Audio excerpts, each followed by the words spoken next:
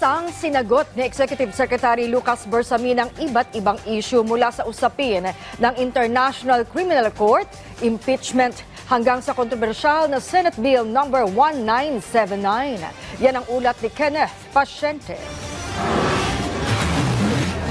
Hindi pa rin nagbabago ang posisyon ng Pilipinas ukol sa usapin sa International Criminal Court o ICC. Ayon kay Executive Secretary Lucas Bersamin, na bagaman epektibo na ang pag-withdraw ng bansa rito, handaan niyang makipagtulungan ng gobyerno sakaling magkaroon ng request ng ICC na isuko ng Pilipinas ang isang partikular na individual sa kanilang jurisdiksyon. Yan anya ay kung ipadadaan ng ICC ang request sa International Police o Interpol. Ipinunto niya na isa kasing komite ang Interpol kung saan pinakikinabangan din ito ng bansa sa paglutas ng ibang kaso at kailangan anyang irespeto ang anumang request nito sa Pilipinas. Yung position is wala na tayo sa jurisdiction ng ICC.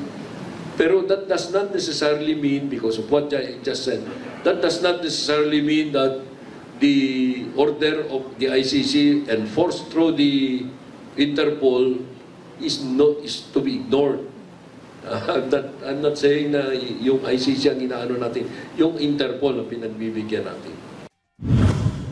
Sa usapin naman ng pag-usad ng impeachment complaint laban kay Vice President Sara Duterte, iginiit ng palasyo na walang kapangyarihan ng Pangulo na diktahan ang mababang kapulungan ng Kongreso kung itutuloy o hindi ang impeachment complaint. Yan ang sagot ng palasyo sa naging pahayag ng Makabayan Bloc na tila pinipigilan umano ng Pangulo ang paghahain ng impeachment complaint laban sa Vice Presidente. Punto ng kalihim na kung nagbitaw man ng pahayag ang Pangulo ukol sa usapin ay opinyon lamang ito at hindi pagdidikta sa kung ano ang dapat gawin ng Kongreso. Lalo't co-equal branch ito ng executive branch ng pamahalaan na may kanya-kanyang autonomy at kalayaan sa pagsasagawa ng mga hakbang. But we do not say to the lower house because we cannot dictate on the lower house. It is a co-equal, it belongs to a co-equal branch of government.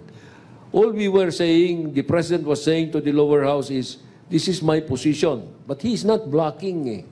He is not blocking. He cannot do that. Because it is the discretion of the collective of the lower house.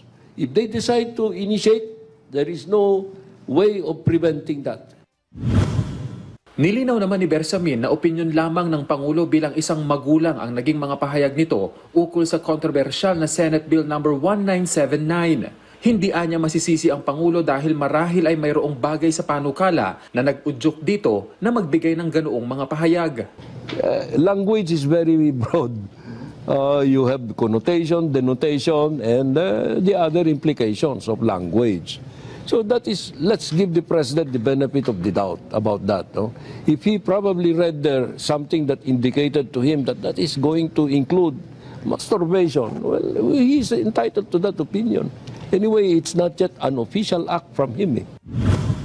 Welcome development naman daw para sa palasyo ang paghahain ni Senator Risa Ontiveros ng substitute bill matapos bawiin ng ilang senador ang suporta sa kontrobersyal na panukalang batas. Samantala, tiniyak naman ng pamahalaan na tututukan ng gobyerno ang tumataas na kaso ng teenage pregnancy sa bansa.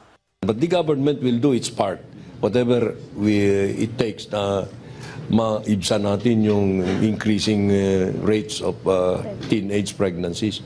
Ang dami nating ina-address tungkol dyan, yung stunting, yung infant stunting because the prenatal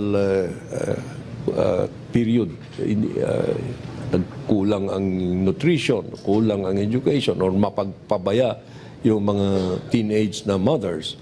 That is a very serious problem. So there are multifaceted na concerns dyan.